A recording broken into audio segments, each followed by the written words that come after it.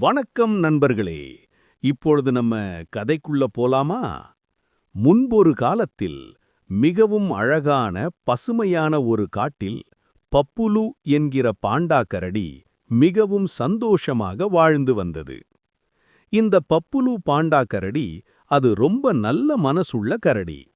யாருக்காவது உதவி தேவைன்னா முதலில் ஓடிப்போய் உதவி செய்கிறது இந்த கரடிக்குட்டிதான்.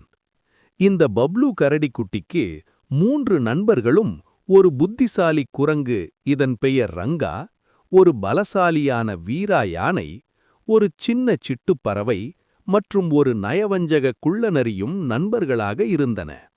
ஒருநாள் புதையல் தேடுவதற்கான ஒரு பழைய வரைபடத்தை தாத்தா பாண்டா பப்புலுக்கு கொடுத்தார். அதில் ஒரு பெரிய ரகசியம் மறைந்திருந்தது. உடனே தாத்தா கொடுத்த புதையல் மேப்புடன் நண்பர்களை சந்திக்கச் சென்றது பப்புலு பாண்டா கரடி. பப்புலு சொன்னது, இந்த வரைபடத்தில் புதையல் ஏதாவது இருக்குன்னு நான் நினைக்கிறேன். நாம எல்லாரும் சேர்ந்து போய் தேடலாம் நண்பர்களே. அந்த புதையல் பெட்டிக்குள்ள உயிர் கொடுக்கும் மருந்து இருக்குன்னு எங்க தாத்தா சொன்னாரு. அந்த வார்த்தையை கேட்டதும் நண்பர்களிடையே தைரியத்தையும் தன்னம்பிக்கையும் உண்டாக்கியது. அப்போது சின்ன சிட்டு சொல்லுச்சு, ஐயா ஜாலி ஜாலி, போலாம் போலாம். அனைத்து நண்பர்களும் புதையல் தேடும் பயணத்திற்காக தயாரானார்கள். அப்பொழுது குள்ளநரியும் சேர்ந்து தயாரானது. அனைத்து நண்பர்களும் முன்னோக்கிச் சென்றன. முன்னால் ஒரு பெரிய ஆறு ஓடிக்கொண்டிருந்தது. அப்போது ஆற்று நடுவே கட்டப்பட்டிருந்த மரப்பாலம் உடைந்து விழுந்துவிட்டது. அப்பொழுது வீரா யானை சொன்னது, அச்சச்சோ அச்சச்சோ, கொஞ்சம் நில்லுங்க. அனைவரும், என்ன ஆச்சு என்ன ஆச்சு நண்பர்களே? பாலம் உடைந்துள்ளது, கவனித்தீர்களா? உடைந்து போன பாலத்தை பார்த்தவுடன் அனைவருக்கும் பயம் வந்தது. ஆனால் வீரா யானை ஒரு பெரிய மரத்தை முட்டி சாய்த்து ஒரு புதிய பாடத்தை உருவாக்கியது. நண்பர்களே, வாங்க இப்ப நம்ம முன்னோக்கிச் செல்வோம். அனைவரும் அந்த மரப்பால் மீது ஏறி நடந்து சென்றன. அடுத்த கட்டமாக அனைவரும் முன்னோக்கி நடந்து சென்றன. கொஞ்ச நேரம் நடந்து சென்ற பின் காடு இருட்டத் தொடங்கியது. அனைவரும் பயந்தனர். நாம் வழி தெரியாமல் சென்று விடுவோம் என்று புத்திசாலி ரங்கா குரங்கு சொன்னது. இந்த காடு ரொம்ப பயங்கரமா இருக்கு.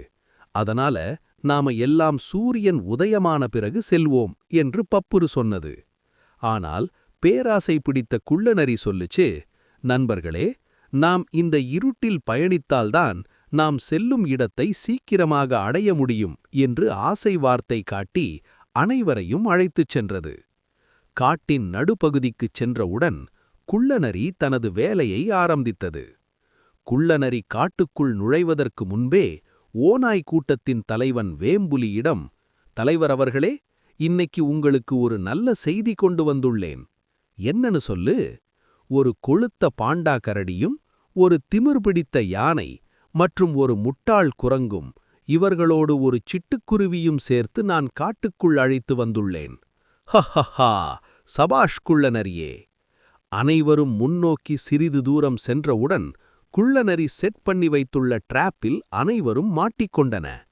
அப்பொழுது சின்ன சிட்டு மட்டும் தப்பித்துச் சென்று சின்ன சிட்டு சிலந்தி நண்பர்களிடம் உதவி கேட்டது. சிலந்தி நண்பர்கள் குள்ளநரி மீது வலையை கட்டி அந்த வலையில் குள்ளநரியை சிக்க வைத்தது. சின்ன சிட்டு நண்பர்களை காப்பாற்றி காட்டை விட்டு வெளியே சென்றது. சூரியனும் உதயமாயின. அதோ அந்த தூரத்தில் தெரியும் மலை உச்சியிலுள்ள கோயில்தான் அந்த மருந்து உள்ளது என்று பப்புலு பாண்டா நண்பர்களிடம் கூறியது. அனைவரும் மலைக்கோயில் நோக்கி பயணித்தனர். அனைவரும் மலைக்கோயிலை சென்றடைந்த பின் அந்த கோயிலை பாதுகாக்கும் ஒரு பூத கண்ணாடி ஒரு கேள்வி கேட்டது. என் கேள்விக்கு யார் பதில் சொல்கிறார்களோ அவருக்குத்தான் இந்த உயிர் காக்கும் தண்ணீரை நான் கொடுப்பேன். அது என்ன கேள்வி? மனிதர்களிடம் இருக்கும் ஒரு உன்னதமான செயல் எது? அதற்கு பப்புலு பாண்டா கரடி சொன்னது, அன்பு, நட்பு மற்றும் புன்னகை. இப்படி சொல்லி முடித்த பின் கண்ணாடியின் பிரதிபலிப்பில் அந்த உயிர் காக்கும் மருந்து தெரிந்தது. அனைவரும் மகிழ்ச்சியாக அதை கொண்டு வந்து தாத்தா கரடியிடம் கொடுத்தன. உண்மையான புதையல், நட்பு, ஒற்றுமை, நல்ல மனசு. நண்பர்கள் இருந்தால் வாழ்க்கையே புதையல்.